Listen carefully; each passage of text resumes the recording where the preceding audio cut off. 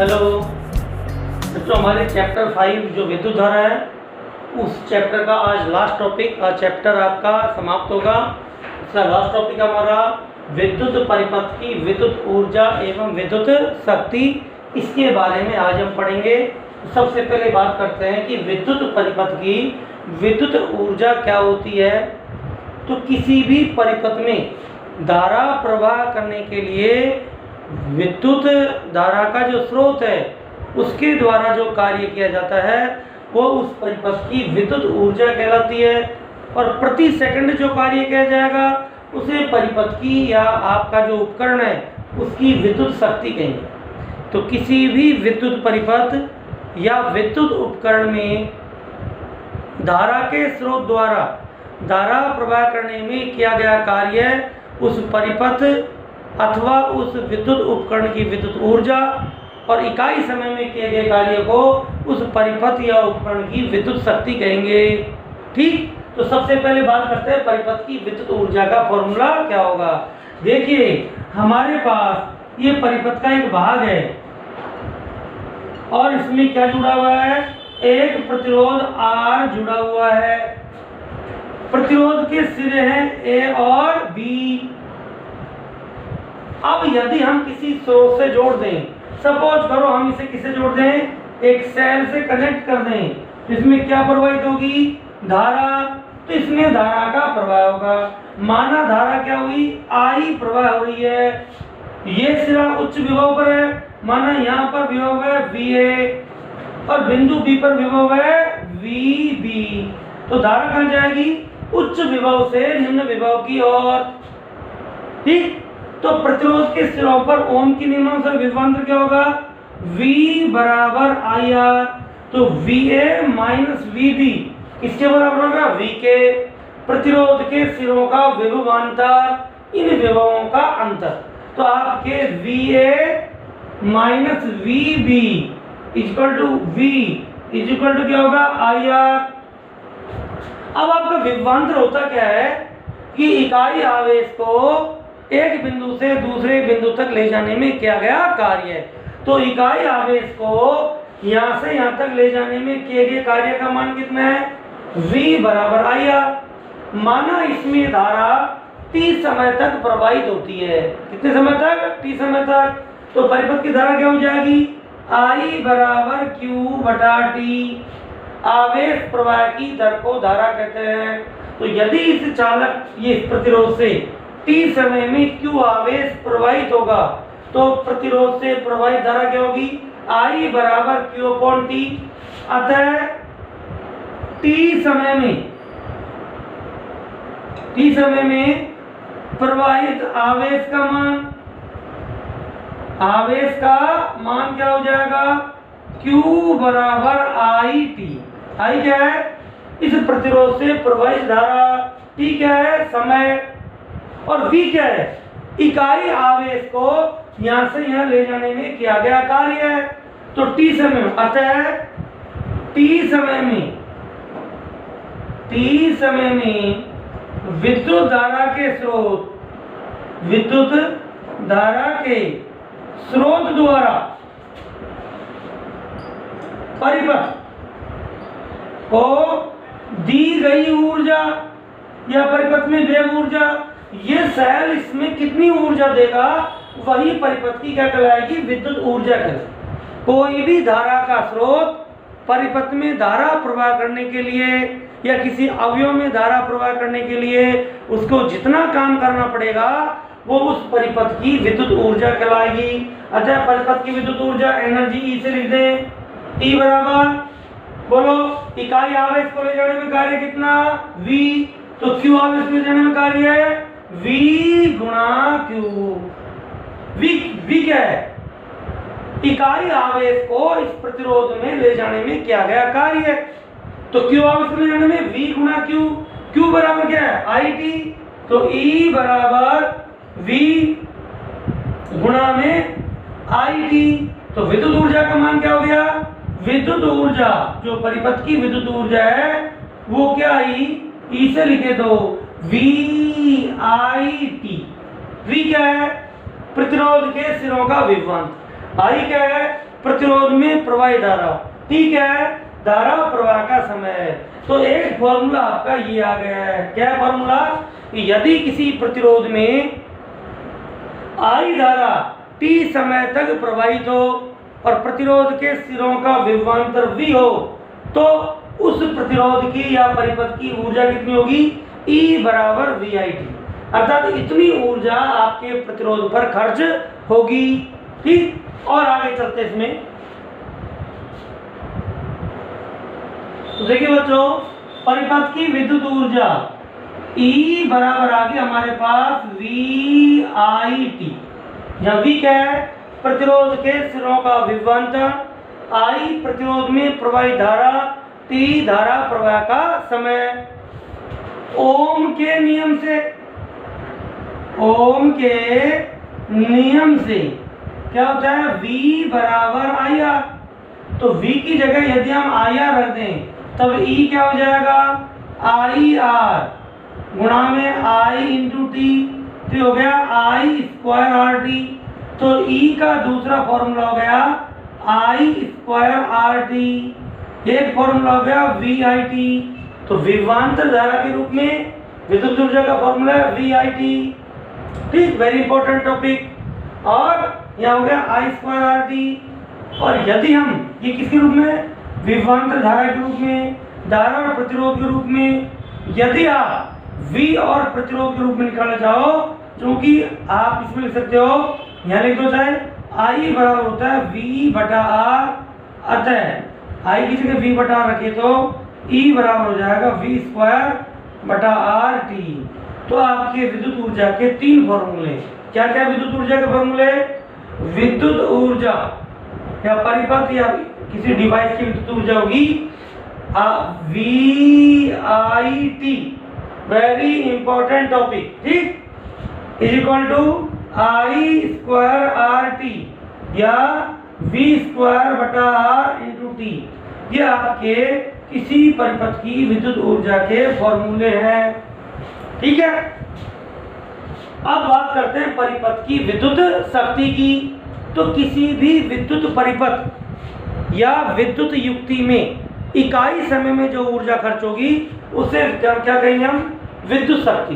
नहीं, विद्युत शक्ति पढ़ाने से पहले एक बात और कर लेते हैं, ये जो विद्युत ऊर्जा है ये है जूल में, किसमें है ये, जूल में। लेकिन प्रतिरोध पर जब विद्युत ऊर्जा खर्च होती है तो ऊष्मा के रूप में प्रकट होती है। तो किसी भी प्रतिरोध में जब धारा प्रवाहित हो रही है तो कितनी ऊष्मा उत्पन्न होगी, तो देखिए ये है आपके कार्य या ऊर्जा। ये क्या है, इसको कार्य भी कह सकते हैं और ऊर्जा भी। कार्य क्यों, क्योंकि सेल या विद्युत धारा के स्रोत को परिपथ में धारा प्रवाहित करने के लिए इतना कार्य करना पड़ा जो विद्युत ऊर्जा के रूप में आ गया। अब हमने पढ़ा है जूल के अनुसार किया गया कार्य उत्पन्न ऊष्मा के समानुपाती होता है। आप देखिए, हाथों की रबिंग करिए, घर्षण करिए, हाथ गर्म हो जाते हैं, तो आपने क्या किया, कार्य किया, और किसके रूप में उत्पन्न हो गया, ऊष्मा के रूप में। तो किया गया कार्य उत्पन्न ऊष्मा के समानुपाती होता है जूल के नियम अनुसार, या W बराबर JH, J बराबर होता है W बटा H। ये कांस्टेंट है ऊष्मा का यांत्रिक तुल्यांक, और इसका मान होता है 4.2 जूल प्रति कैलोरी। तो J का मान कितना होता है, 4.2 जूल प्रति कैलोरी।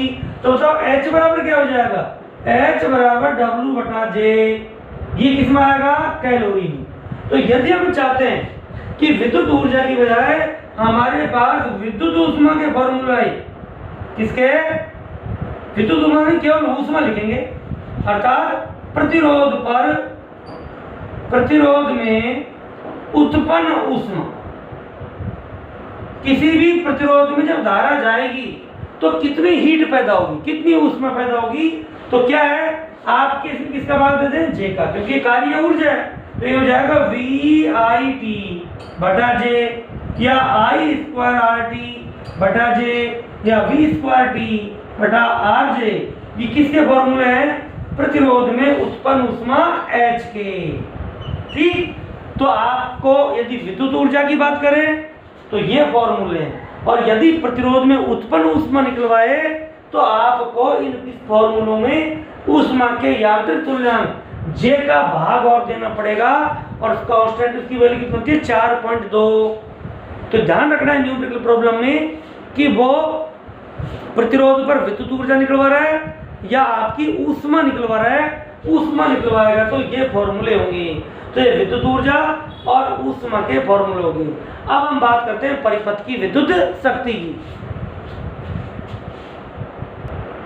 अब बात करते हैं बच्चों परिपथ की विद्युत शक्ति, परिपथ की या किसी उपकरण की। तो किसी भी विद्युत परिपथ में या उपकरण में इकाई समय में व्यय ऊर्जा को परिपथ की विद्युत शक्ति कहते हैं। ठीक, वो आपकी विद्युत ऊर्जा किसी भी समय में या इकाई समय, तो किसी परिपथ या विद्युत उपकरण में इकाई समय में व्यय ऊर्जा को परिपथ की विद्युत शक्ति कहते हैं। तो विद्युत शक्ति क्या होगी? परिपथ या विद्युत युक्ति, विद्युत का उपकरण, विद्युत युक्ति की विद्युत शक्ति electric power P is equal to व्यय ऊर्जा बटा व्यय ऊर्जा का समय, शक्ति होते हैं कार्य बटा समय। तो कितनी एनर्जी कंजप्शन हुई उसमें और उस एनर्जी को कंजप्शन में कितना टाइम लगा। तो आपकी जो ऊर्जा है व्यय ऊर्जा तो E है और बटा टाइम क्या हो गया T। E के फॉर्मूले आपने पढ़ रखे हैं क्या क्या, VIT बटा T ये लिख सकते हैं, या I2RT बटा T लिख सकते हैं, या V2 अपॉन R T और बटे में T लिख सकते हैं।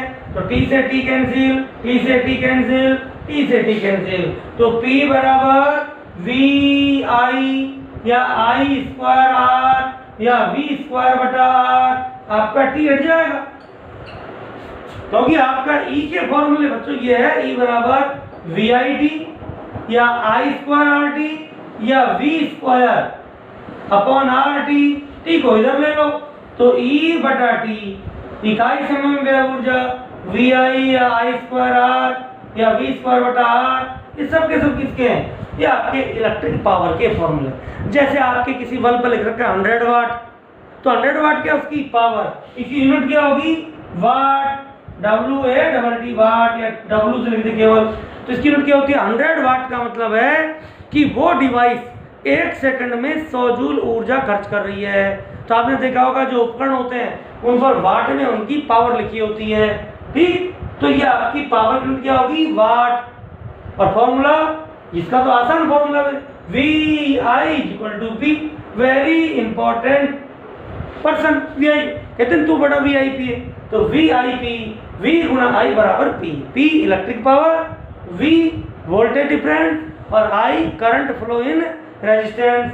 ठीक है, तो VI=P। तो ये आपके किसके फॉर्मूले हो गए?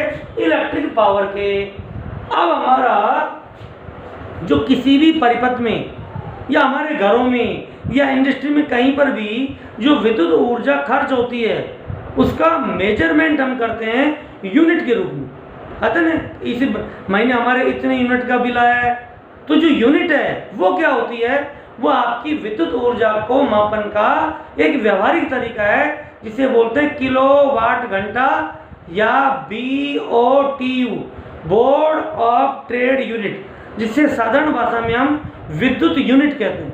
तो विद्युत यूनिट कितनी ऊर्जा को कहते हैं उसके बारे में अध्ययन करते हैं।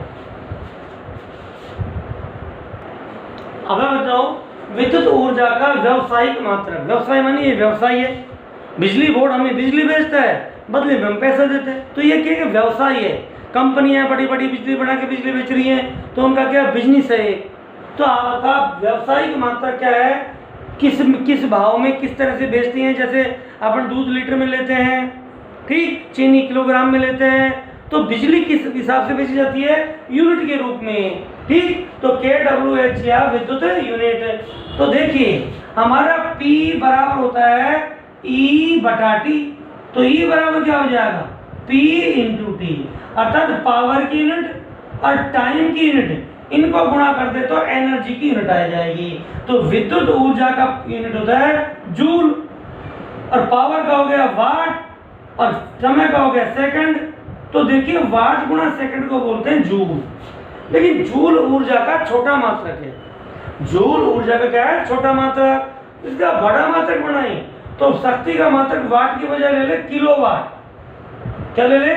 किलोवाट। और समय का ले ले घंटा। तो जो यूनिट आ जाएगी उसे हम बोलेंगे किलोवाट घंटा, किलोवाट आवर। ठीक, तो किलोवाट आवर कितने जूल के बराबर है उसकी हम बात करते हैं। देखो कि 1 किलोवाट में देखिए 1 kWh या विद्युत यूनिट, इसे बच्चों ये भी कहते हैं BOTU, बोर्ड ऑफ ट्रेड व्यापार यूनिट। वो बिजली बोर्ड है जो ट्रेड व्यापार करता है, वो किसके रूप में बिजली को, इसे BOTU भी कहते हैं या विद्युत यूनिट कहते हैं या kWh। देखो 1 किलोवाट बराबर किलोवाट गुणा घंटा, और किलोवाट में हो गए किलो मानी 1000, तो 1000 वाट, और 1 घंटे में हो गए 60 गुणा 60 सेकंड। तो देखो 6 36 लाख। आपका क्या हो गया? वाट गुणा सेकंड क्या बन गया? जूल। वाट गुणा सेकंड को क्या बोलते हैं? इसको बोलते हैं जूल। इसको हम वैज्ञानिक पद्धति में लिखें तो यहाँ दशमलव लगा दें, 5 जीरो और 1 घात दशमलव की, इतने जूल के बराबर। तो एक जो आपका बिजली का यूनिट है वो कितनी ऊर्जा के बराबर होता है? 36 लाख जूल ऊर्जा के। समझ गए? आप बिजली का 1 यूनिट आपके मीटर में आ रहा है, इसका अर्थ है आपने घर में 36 लाख जूल ऊर्जा खर्च करी है। ठीक, तो कई बार 1 नंबर में क्वेश्चन पूछ लेते हैं 1 kWh 1 यूनिट कितनी ऊर्जा के बराबर है? किसके बराबर? 36 लाख। कहते हैं जाते रहते मैं 36 देखता हूँ, 36 की जगह लाख करो, कितनी ऊर्जा होगी? 36 लाख। तो 1 यूनिट किसके बराबर है? 3.6 गुणा 10 की घात 6 जूल। ठीक, अब देखिए हमारे जो बिजली का, जो हमारे घरों में बिजली आती है वो आपकी ट्रांसमिशन लाइन, जो पोल पर वायर खींच रहे हैं उनमें होकर आती है, और ये आपकी जो बिजली है ये हाई वोल्टेज पर आती है। आपने देखा होगा जगह जगह ट्रांसफार्मर का उपयोग कर रहे हैं। तो पावर स्टेशन से बिजली आती है 22,000 वोल्ट, 22 लाख वोल्ट। फिर हम तो जहाँ बिजली बनती है वहाँ पहले वोल्टेज को बढ़ाया जाता है स्टेप अप ट्रांसफार्मर के द्वारा, फिर उसको हाई वोल्टेज पर उपभोक्ता तक ले जाते हैं, फिर वहाँ पर उसकी वोल्टेज डाउन करते हैं। अब आप सोच रहे होंगे सब क्यों तो वोल्टेज पहले बढ़ाई और क्यों उसको फिर बाद में डाउन किया। देखिए वोल्टेज को इस वजह से बढ़ाया जाता है ताकि जब वो तारों में ऊर्जा जाए तो ऊर्जा की हानि कम हो। तो आप फिर समझाएंगे कि आपका विद्युत धारा का संचरण सदैव हाई वोल्टेज पे क्यों होता है। ठीक, तो ये क्वेश्चन कई बार पूछता है, उस क्वेश्चन की बात करते हैं। देखो बच्चों, ये क्वेश्चन कई बार एग्जाम में पूछ लेते हैं और ये हमारी सामान्य ज्ञान के लिए भी हमें जानकारी होनी चाहिए कि जो लाइट है, वो बिजली है तारों पर, वो हमेशा ही हाई वोल्टेज पर क्यों लगाते हैं।